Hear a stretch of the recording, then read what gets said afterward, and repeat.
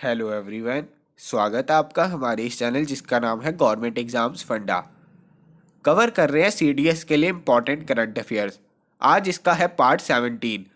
अगर आपने पहले 16 पार्ट नहीं देखे तो प्लेलिस्ट में जाकर देख लीजिए। इसके अलावा जो मॉक टेस्ट हमने लॉन्च किया था उसका लिंक आपको डिस्क्रिप्शन में और कमेंट बॉक्स में मिल जाएगा। अगर आपने परचेज़ नहीं किया तो वहाँ से जाकर परचेज़ कर सकते हैं। इसके अलावा मैं आपको बता दूं कि आप लोगों के लिए जो अगला मॉक टेस्ट आएगा वो बहुत ही ज़्यादा हाई क्वालिटी का आने वाला है और वो रिलेटेड होगा साइंस पोर्शन से। साइंस के 20 से 25 क्वेश्चन आते हैं सीडीएस में। वो जो मॉक टेस्ट होगा उसमें आपको साइंस के 3 सेट प्रोवाइड करवाए जाएंगे जिसमें 100 क्वेश्चन होंगे एक सेट में, और आप कॉन्फिडेंट फील करेंगे साइंस का पोर्शन अटेम्प्ट करने के लिए सीडीएस में। तो इस वजह से बहुत ही ज़्यादा इंपॉर्टेंट मॉक टेस्ट रहने वाला है। तो चलिए बिना देर के हम शुरू करते हैं सीडीएस के करंट अफेयर्स का पार्ट 17। गंगा फाइनेंसिंग फोरम के बारे में ये स्टेटमेंट्स ली गई हैं, तो देख लेते हैं। सबसे पहले ये इंपॉर्टेंट क्यों है? अभी अभी इंडिया वाटर इम्पैक्ट समिट हुई थी। कहाँ पर? दिल्ली में। दिल्ली में हुई थी इंडिया वाटर इम्पैक्ट समिट। ये हर साल होती है। इसका मेन मोटिव क्या रहता है?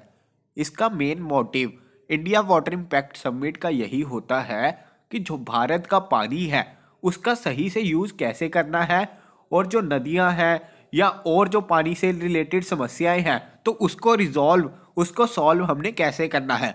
यही होता है इंडिया वाटर इम्पैक्ट समिट का मेन मोटिव। तो इसी वजह से ये जो हमारा गंगा फाइनेंशियल फोरम था ये इंट्रोड्यूस किया गया इसी बार इंडिया वाटर इम्पैक्ट समिट 2018 में। इस वजह से इंडिया वाटर इम्पैक्ट समिट 2018 काफ़ी न्यूज़ में रहा। तो इसके रिलेटेड ये स्टेटमेंट्स है। Statement 1, Ganga financing forum is joint initiative of NITI Aayog and World Bank to bring together financial institutions and investor interested in Namami Gange programme. ये चीज़ तो ठीक है कि जो हमारे फाइनेंशियल इंस्टीट्यूशन है और इन्वेस्टर्स हैं उनको इकट्ठा करना ही गंगा फाइनेंसिंग फोरम का मेन मोटिव है, लेकिन ये जॉइंट इनिशिएटिव नीति आयोग और वर्ल्ड बैंक का नहीं है। ये इनिशिएटिव है national mission for clean Ganga का। किसके साथ जॉइंट इनिशिएटिव है? वो उनका है सी गंगा के साथ, यानी कि centre for Ganga river basin management and studies. बहुत ही ज़्यादा इंपॉर्टेंट क्वेश्चन है। इस वजह से पहली स्टेटमेंट होती है गलत, दूसरी स्टेटमेंट है ठीक। तो इसका सही जो आंसर होगा वो होगा ऑप्शन नंबर बी। तो चलिए चलते हैं आगे। अगला क्वेश्चन बहुत ही ज़्यादा इंपॉर्टेंट है। सेंट्रल ग्राउंड वाटर अथॉरिटी यानी CGWA ने अपने रूल्स रिवाइज किए हैं। जो ग्राउंड वाटर को हम एक्सट्रैक्ट करते हैं उसके रिलेटेड अपने रूल्स को रिवाइज किया है। अब इसके अकॉर्डिंग, नए रूल्स के अकॉर्डिंग, ये जो नए रूल्स हैं ये लागू होंगे जून 2019 से। जून 2019 से। तो इसमें ग्राउंड वाटर अथॉरिटी ने ये कहा है कि जो लोग ग्राउंड वाटर को एक्सट्रैक्ट करते हैं उनको वाटर कंजर्वेशन फी भी देनी होगी। तो इस रिलेटेड ये क्वेश्चन है कि किन किन सेक्टर्स को ये जो वाटर कंजर्वेशन फी है वो नहीं देनी होगी। बहुत ही ज्यादा इंपॉर्टेंट क्वेश्चन है, आपको पूछा जा सकता है। तो सबसे पहले है एग्रीकल्चर सेक्टर। एग्रीकल्चर सेक्टर को वाटर कंजर्वेशन फी नहीं देनी होगी। डिफेंस एस्टेब्लिशमेंट्स, इनको भी वाटर कंजर्वेशन फी से एग्जेम्प्ट कर दिया गया है। एग्रीकल्चर सेक्टर और डिफेंस एस्टेब्लिशमेंट को वाटर कंजर्वेशन फी नहीं देनी होगी। ऑल इंडिविजुअल हाउसहोल्ड्स को देनी होगी। पैकेज्ड ड्रिंकिंग वाटर यूनिट्स को भी देनी होगी।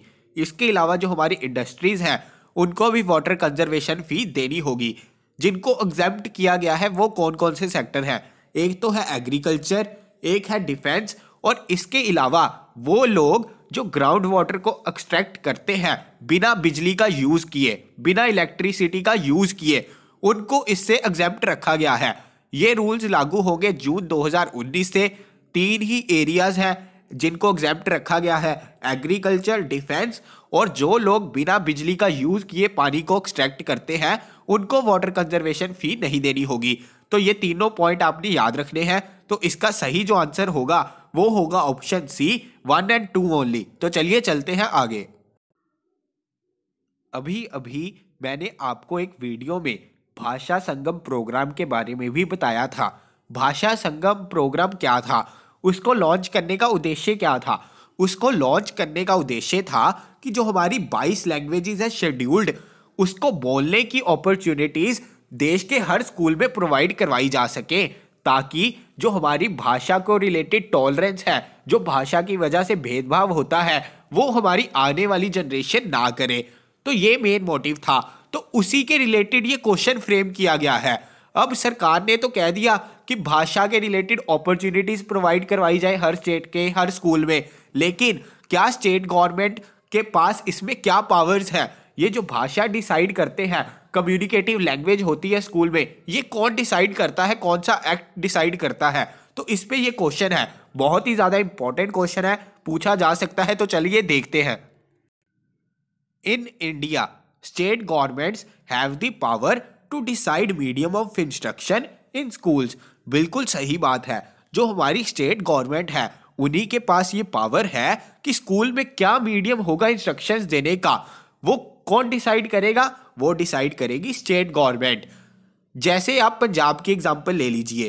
पंजाब, यहाँ पे जो ऑफिशियल काम होंगे, चाहे वो ऑफिस के रिलेटेड हो, चाहे जो मीडियम ऑफ इंस्ट्रक्शन हो, वो किस लैंग्वेज में होता है? वो होता है पंजाबी लैंग्वेज में, पंजाबी। तो ये कौन डिसाइड करता है? ये डिसाइड करती है स्टेट गवर्नमेंट। दूसरी चीज, as per the provisions of RTE act 2009, the medium of instruction in schools shall be in the child's mother tongue. ये भी बिल्कुल ठीक है। जो हमारा आरटीई एक्ट है 2009 का, वो यही कहता है जो मीडियम होना चाहिए इंस्ट्रक्शंस देने का, स्कूलों में जो मीडियम ऑफ इंस्ट्रक्शन होता है वो चाइल्ड की मदर टंग, यानी कि जो चाइल्ड की मदर टंग की लैंग्वेज है उसी में होना चाहिए। तो ये दोनों स्टेटमेंट्स बिल्कुल ठीक है। तो इसका सही आंसर जो होगा वो होगा बोथ 1 और 2। इस क्वेश्चन को आप भाषा संगम प्रोग्राम के साथ रिलेट करके देख सकते हैं। तो चलिए चलते हैं आगे। अगला क्वेश्चन बहुत ही ज्यादा इंपॉर्टेंट है। अभी अभी जो है स्टेट्स की स्टार्टअप रैंकिंग 2018 की आई है। जो हमारे स्टार्टअप स्टार्ट होते हैं ना, तो उनको प्रोत्साहन करने के लिए जो स्टेट गवर्नमेंट के रिलेटेड हो गया, चाहे यूनियन टेरिटरीज में जो स्टार्टअप स्टार्ट हुए हैं, तो उनको प्रोत्साहन देने के लिए स्टेट्स की स्टार्टअप रैंकिंग आई है। तो इसको देख लेते हैं, बहुत ही ज्यादा इंपॉर्टेंट क्वेश्चन है। सबसे पहले, objective of the ranking is to encourage states and union territories to take proactive steps towards strengthening the startup ecosystem in their states। बिल्कुल सही है।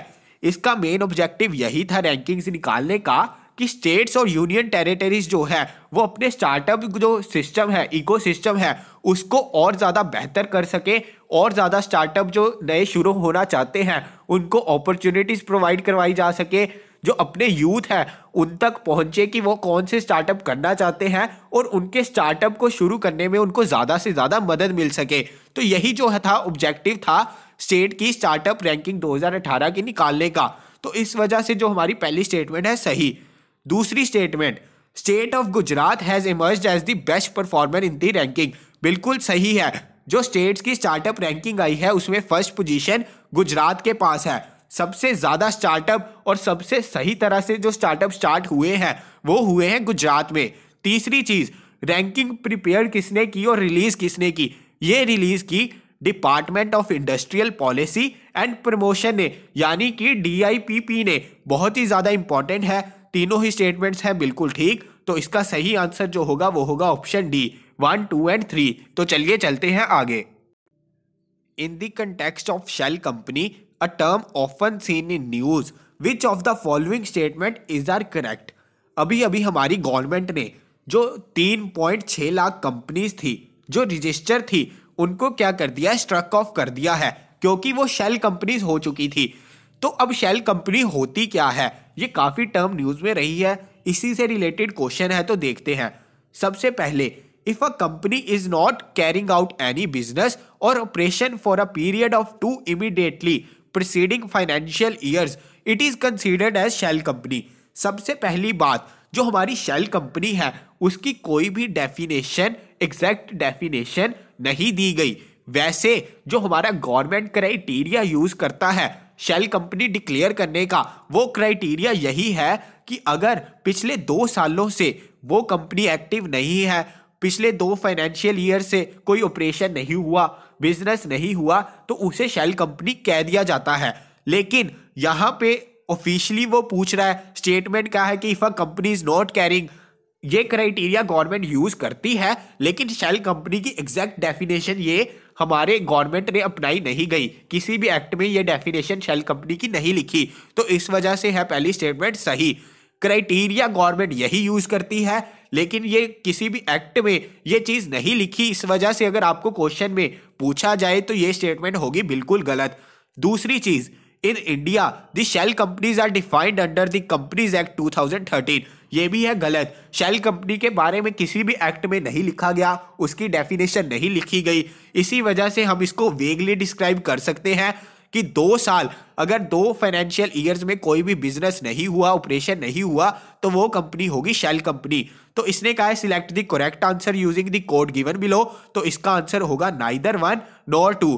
तो ये थे आज के हमारे कुछ इंपॉर्टेंट क्वेश्चंस। अगर आपको वीडियो अच्छी लगी तो लाइक कीजिए, शेयर कीजिए, ज़्यादा से ज़्यादा सब्सक्राइब कीजिए। जल्दी मिलेंगे अपनी अगली वीडियो के साथ। Thank you so much.